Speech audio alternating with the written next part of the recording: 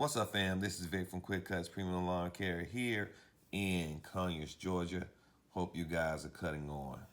So today I want to share with you my modification to my dump trailer. As you can see, this is the past video that I uploaded on my dump trailer.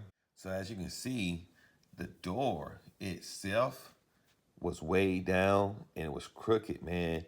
So I had to take it to get it modified.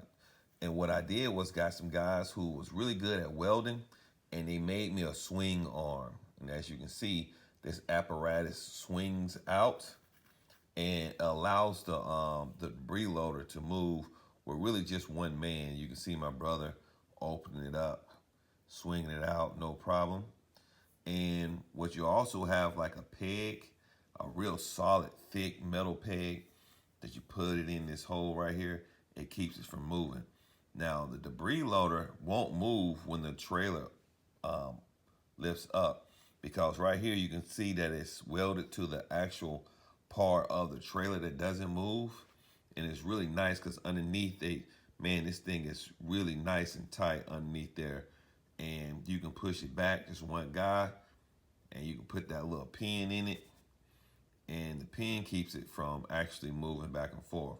So these guys at S Welding did a great job of modifying my dump trailer, man, because we was having problems closing that door with two guys trying to lift that thing up, and it was a headache. It was a pain to the point where I really didn't want to do any cleanups dealing with my dump trailer.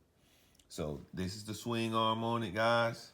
Fam, if you looking for one to get modified for you, basically all it costs is $600. Man, you can't beat that. So I'll leave the information in the description if you're looking for that work to be done. Also, hope that this is helpful. So as always, cut on lawn care family, cut on. I'm cutting out. Peace.